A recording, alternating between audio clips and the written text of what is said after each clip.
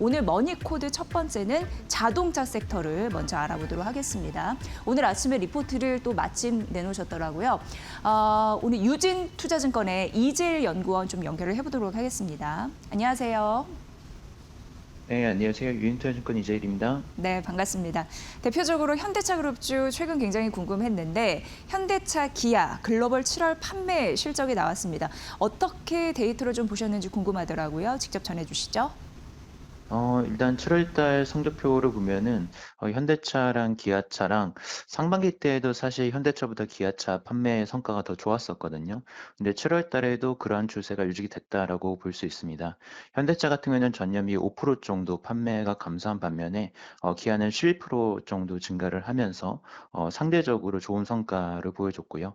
현대차가 좀 부진한 원인을 보게 되면은 연초에 팰리세이드가 리콜 사태도 있었고, 그리고 엔진 수급 차질 때문에 생산이 좀 부족하면서 7월 달에도 판매량이 좋지는 않은 모양이었고요. 그리고 아반떼랑 투싼이 그 풀모델 체인지를 앞두고 있기 때문에 이런 모델들도 노후화가 진행이 되면서 판매량이 좀 감소를 한 것으로 보입니다. 전반적으로 봤었을 때 올해 한 4분기 실적 정도가 되면은 이제는 아반떼랑 투싼 신모델 투입 효과가 나타나기 시작을 하면서 전체적으로 현대차는 판매가 개선되지 않을까 이렇게 기대를 하고 있습니다.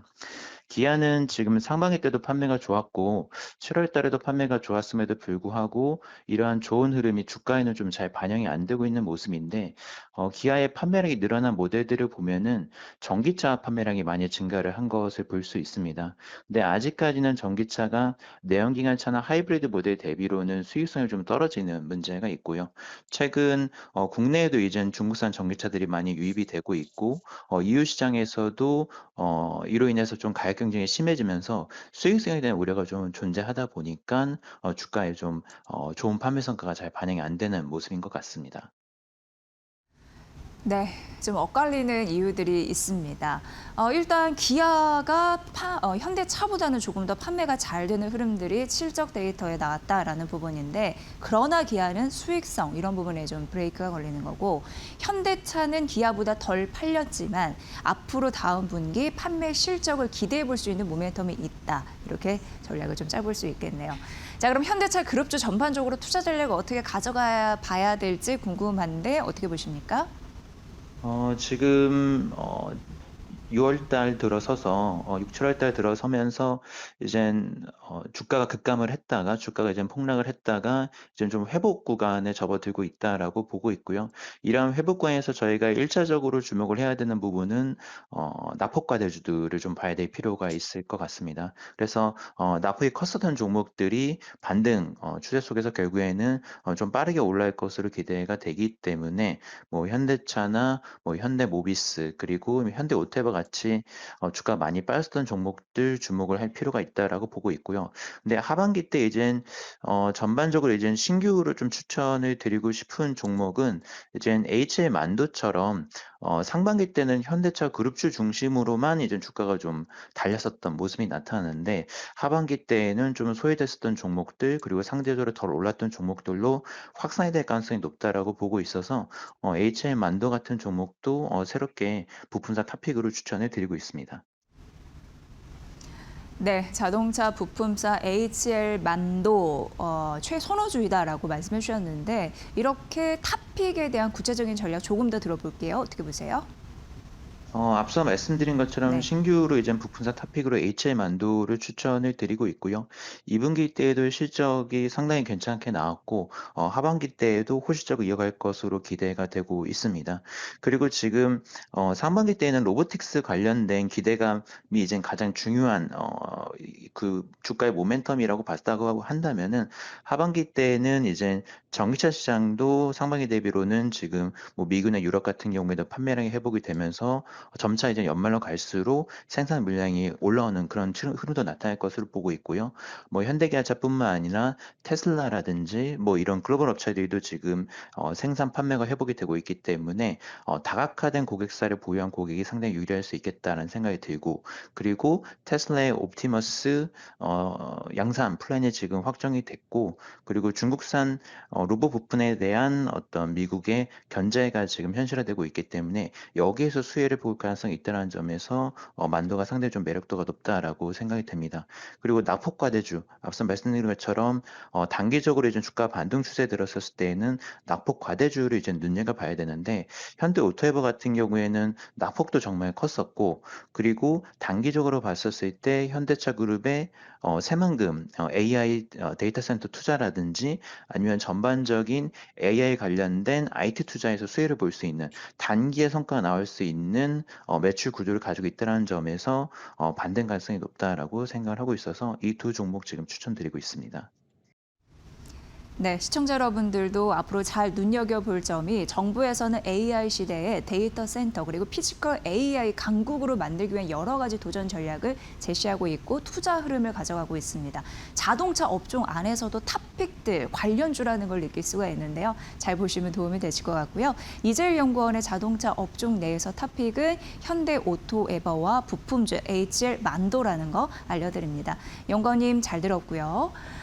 네, 그래도 오늘 알테오젠이 좀 잡아주고 있는데 5거래 연속 이어지고 있거든요. 하나증권에서 알테오젠이 계약을 하나 더 추가했다라는 긍정적인 소식을 알리면서 그에 대한 의미 부연 설명을 해줬더라고요. 목표 주가 58만 원으로 유지를 했습니다. 꽤 규모는 됩니다. 이게 기술 이전 계약 체결인데 로열티는 별도고요. 선급금 약 286억 원 정도 추정이 되면서 약 5,220억 원 정도의 규모의 기술 이전 계약을 체결했다라고 보시면 될 것 같고요. 후보는 이제 추정이에요. 추정. 아직까지 뭐 그렇게 크게 이제 공시된 부분은 없지만 릴리의 탈츠나 UCB의 빔젤릭스 자가 면역 질환 치료제 이쪽으로 이제 추정이 되는 거고요. 탈츠 같은 경우에는 작년 매출이 한 36억 달러 정도였다고 하는데 그 중에서 총 매출의 탈츠는 5.5% 정도 차지를 하고 2009년이면 정점을 달성할 가능성이 있다고 하니까 굉장히 중요한 그런 치료제가 될 것 같고요. 밤젤릭스도 추정이 되는데 매출이 24년 대비해서 무려 380% 이상이 성장이 됐다고 하니까 굉장히 눈여겨봐지는 그런 치료제이잖아요. 그래서 기존의 1위 제품을 제치고 이게 일이 품목이 된 겁니다. 그러니까 얼마나 괄목할 만한 성장을 보인 치료제인지 알 수 있는데 이 계약 후보가 이 정도로 좀 줄여지지 않을까 이렇게 증권사에서는 어느 정도 예상을 하더라고요. 그리고 최근 주가가 떨어진 이후에는 경쟁사 바이오시밀러의 등장이 있었습니다. 그런데 하나증권에서는 그렇게 등장을 하더라도 LTB-B4라고 하는 거는 여기가 이제 워낙 정맥 주사를 피하 주사 제형으로 바꾸는 굉장히 차별화된 경쟁력을 갖고 있어서 알테오제는 그걸로 성장 동력이 있는 거잖아요. 그걸 얘기하는데 정맥 주사가 아니라 피하 주사 제형 이런 부분의 수요는 앞으로도 있을 것이다 라고 얘기를 하고 있는 거고요. 그 대표적으로 그게 큐렉스입니다. 2분기에 전분기 대비해서 262% 성장한 그런 부분을 맛볼 수가 있었는데 상반기만 보더라도 누적 5.9억 달러 이상이 될 것으로 예상이 되고요. 머크사 계약사잖아요. 이거로 봤을 때 내년 전환율이 30% 이상이 될 가능성이 있다라고 하면서 긍정적으로 파악이 됐고 29년 연매출도 100억 달러가 기대가 된다라는 의미 있는 데이터 현재 나오고 있습니다. 알테오제는 뭐 여러 가지 악재도 있었고 그걸 회복하는 과정에도 있고 추가 계약 소식도 있고 그런 것 같습니다. 주가가 정상화될 수 있을지 여러분도 관심 있게 지켜보시면서 어쨌든 추가 계약건이 나왔고 앞으로 수주 기대감이 있다라고 증권사에서 얘기했는데 이 부분도 참고해 보시면서 투자 전략 반영해 보시면 될 것 같고요. 반도체, 뭐 최근 이제 변동성 파고는 어쩔 수 없고요. 삼성전자, SK하이닉스 오늘은 좀 떨어지고 있고요. 그러나 KB증권에서는 반도체 8월 더 중점적으로 봐야 되는데 왜냐하면 실적 장세이기 때문에 이렇게 얘기를 하고 있습니다. 7월 평균만 보더라도 많이 떨어졌었죠. 34%. 코스피가 마이너스 22%였으니까 반도체의 하향 요율이 코스피 대비해서 더 셌습니다. 그래서 금융위기 때나 코로나 때나 이러한 낙폭을 더 상회하는 그러니까 안 좋았다라는 얘기고요. 이유는 어제도 살짝 말씀드린 바 기억이 나는데 AI 투자가 과연 지속이 될 수 있을까라는 우려감이 있고 과도한 레버리를 쓴 흐름들이 있고 그래서 4년 만에 투매 성격의 매물 출회가 있었다라는 점, 그 때문에 7월 평균 이렇게 많이 점수를 깎아 먹었습니다. 하지만 긍정적인 요인들이 계속적으로 포착이 되고 있어서 이제는 실적에 조금 더 집중하면서 더 나은 가치를 부여받을 수 있는 시간을 기다려야 된다라는 게 증권사의 시각이었는데요. 북미 빅테크 클라우드 기업들 보면 예약이 28년까지, 그러니까 올해가 26년이니까 앞으로 3년간 꽉 채워져 있다, 완료가 됐다 이런 얘기를 하고 있었고요. 뭐 알파벳이나 여러 기업들의 현금 흐름 바닥난 것이 아닌가라는 우려가 있지만 그럼에도 불구하고 AI 수요 그리고 투자는 앞으로도 늘 가능성이 있고 이란 전쟁에 대한 리스크가 줄어들면서 유가나 그리고 미국의 장기 금리 부담도 점차적으로 완화가 되고 있다라고 언급이 되고 있습니다. 레버리지 이런 부분으로 증시가 급변동성을 취한 건 어쩔 수가 없는 이슈였는데 그 수급 충격도 어느 정도 마무리가 되고 있다라고 파악을 했습니다. 전반적으로 전반적으로 반도체 그리고 반도체 기판 쪽에서 쭉 떨어지는 흐름들이 있었는데 이 바닥을 딛고 올라가는 흐름들 또 우리가 눈여겨봤었잖아요. 대표적으로 마이크로소프트, 아마존, 이비텐, 유니마이크론 이건 이제 기판 관련주라고 볼 수 있겠습니다.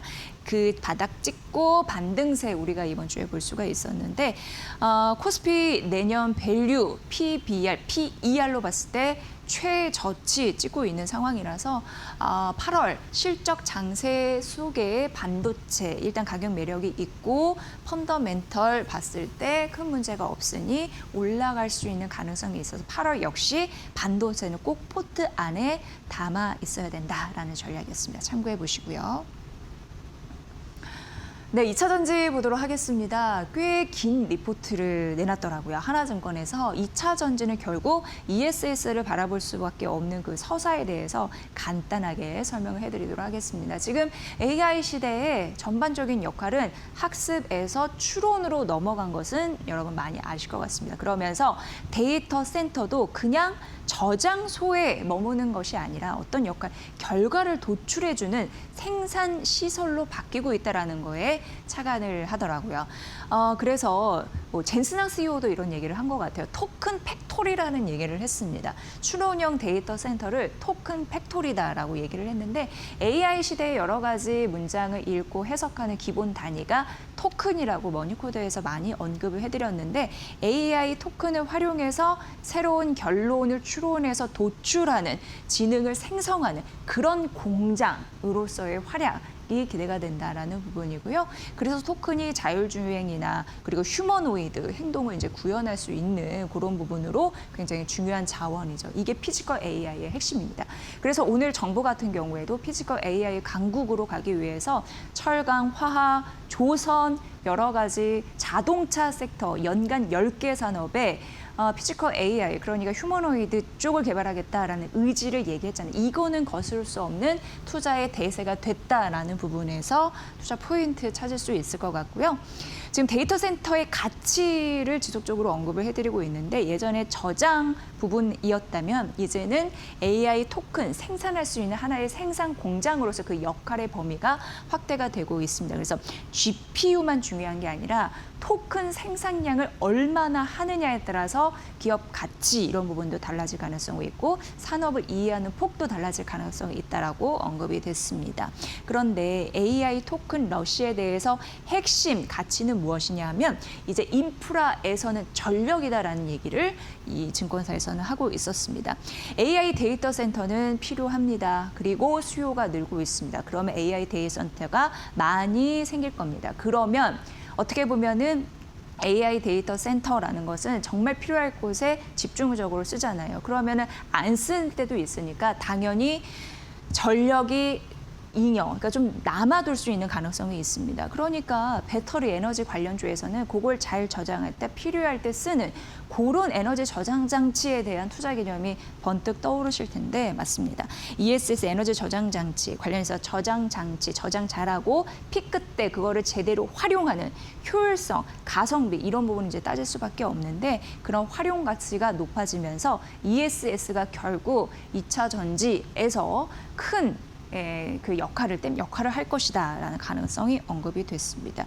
결과적으로 AI 데이터 센터의 핵심 인프라는 전력이고 그 전력을 가지고 활용할 수 있는 하나의 핵심 수단이 ESS이므로 ESS 관련주는 꼭 필요한 대세 중의 대세다라는 게 이 증권사의 맥락이었고요. 결과적으로 LG 에너지 솔루션, 삼성 SDI 꼭 빠질 수 없는 그런 종목이고 한중 NCNS 여기 냉각 쪽이잖아요. 대표적으로 그런 종목도 관심권에 둬야 된다라고 언급했으니까 이 부분 참고해 보시면 될 것 같습니다. 네, 그리고 이제 SK텔레콤 살펴볼 겁니다. SK텔레콤 목표 주가와 그리고 이게 AI 데이터 센터와 또 연결되어 있는 거 아시죠? AI에 굉장히 답이 있다는 거 이번에도 확인해 볼 수 있었는데 이승훈 유한타증권 연구원 연결해서 알아보도록 하겠습니다. 연구원님 반갑습니다.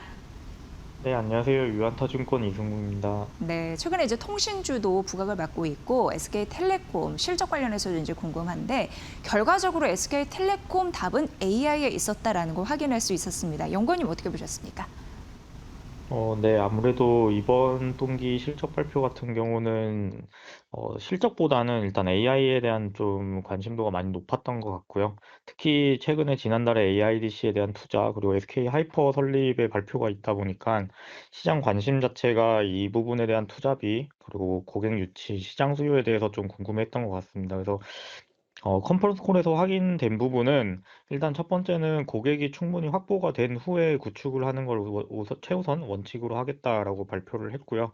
그리고 또 한 가지는 이제 투자비에 대한 내용들인데 SK텔레콤이 SK하이퍼를 설립을 하면서 총 7,500억 정도의 투자를 결정을 했습니다. 근데 이 부분에 대해서는 이제 총 AIDC 투자에 대해서 더 많은 자금이 좀 필요할 것으로 생각을 하고 있는데 그 부분에 대해서는 이제 전략적 파트너 혹은 FI들에서부터 이제 투자 재원을 좀 확보하겠다라고 밝혔기 때문에 SK텔레콤 자체의 투자도 일부 들어가겠지만 시장에서 우려하는 통신 사업에서의 실적을 훼손시키면서 좀 대규모의 투자를 일으키진 않을 거다 이렇게 생각을 하고 있고요. 그리고 또 한 가지는 이제 고객 유치 쪽인데 고객 유치와 관련해서도 글로벌 빅테크와 같은 잠재 고객과 실제로 구체적인 협상이 좀 진행 중인 것으로 파악이 되고 있기 때문에 AIDC에 대한 투자에 대한 우려는 충분히 지운 상태에서 AIDC의 향후 성장성에 좀 더 포커싱을 하면 될 것 같습니다. 네, AI 데이터 센터의 가치를 고려한다면 SK텔레콤의 주가 앞으로 큰 폭으로 좀 성장할 수 있을까요? 기대가 되는 대목인데 어떻게 보십니까? 투자 전략 제시해 주세요. SK텔레콤이 시가총액이 좀 빠졌다가 최근에 좀 회복하는 모습을 보이고 있는데 SK텔레콤의 이제 사업 가치를 생각을 해본다면은 현재 유무선 통신 사업으로 벌어들이는 순이익이 한 1.5조 원 정도 됩니다.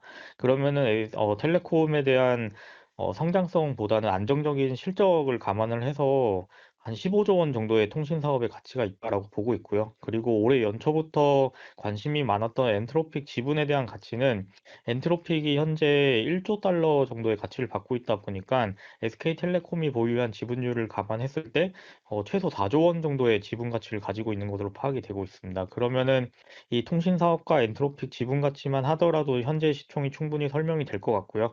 거기에 플러스로 최근에 발표되고 있는 이 AIDC에 대한 사업 구체화 그리고 향후에 좀 로드맵을 봤을 때 여기서 벌어들이는 이익들을 감안을 한다면은 AIDC에서의 가치가 한 최소 3조에서 4조 원 정도는 될 것 같습니다. 그러다 보니까 충분히 주가에 대한 업사이드는 나올 것으로 보고 있고요. 통신업 자체가 현재 뭐 탄탄한 통신업으로 인해서 주주 환원이나 이런 쪽에서는 충분히 걱정이 없이 안정적으로 흘러가고 있고 주가의 업사이드를 여는 건 AIDC이기 때문에 이쪽에서의 지분 가치 그리고 사업 가치가 올라갈 것으로 보이고 있는 SK텔레콤을 탑픽으로 말씀을 드리고 목표 주가는 11만 8천 원으로 제시를 하고 있습니다. 네, SK텔레콤 가치를 분석을 할 때 통신 섹터 그리고 엔트로픽 지분, AI 데이터 센터까지 골고루 잘 보셔야 될 것 같습니다. 목표 주가까지 잘 들었습니다. 고맙습니다. 네, 감사합니다. 네, SK텔레콤 분석해 주신 분은 유한타증권의 이승웅 연구원이었습니다. 앞으로도 통신주 관련해서는 이분께 잘 여쭤보도록 하겠습니다.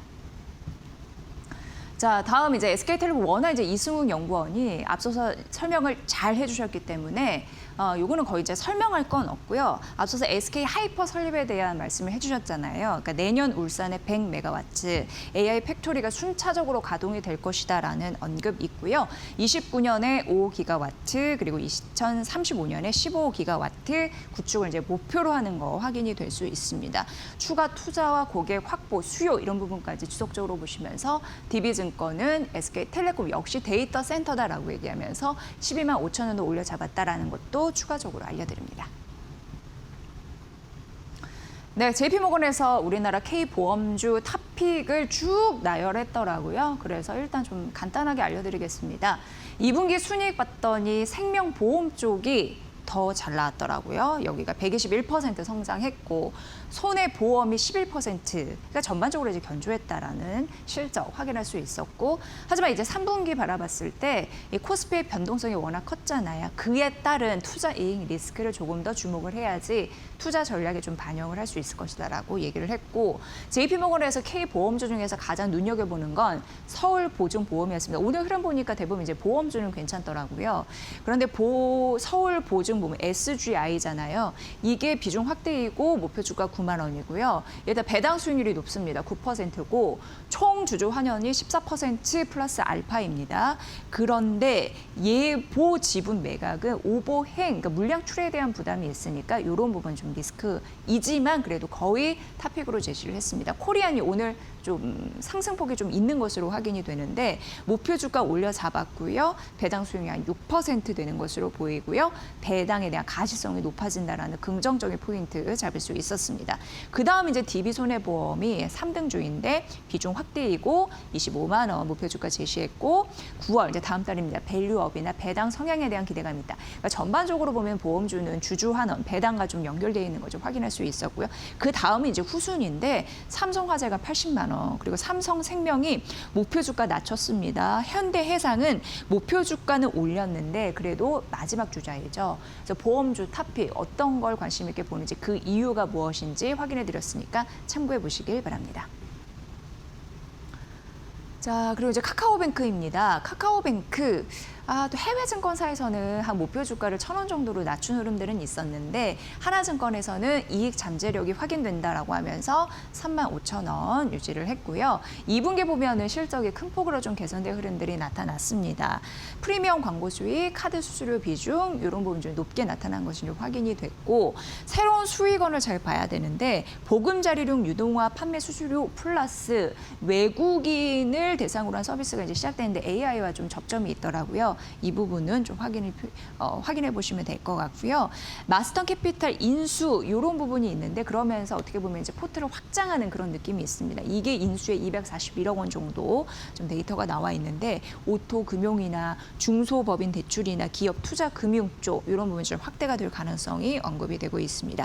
하반기 그리고 중요한 부분이 스테이블 코인 신사업 모멘텀이 조금 더 붙는다면 정책 모멘텀으로 이런 부분으로 긍정적인 이익 체력이 조금 더 확보가 됐으니까 모멘텀이 붙어서 가지 않을까라는 합리적인 그런 얘기를 하고 있습니다. 하나증권이 카카오뱅크 이익 잠재력 플러스 신사업 얘기하는 거 이 부분도 눈여겨보시면 될 것 같습니다. 오늘 카카오뱅크까지 알아봤습니다.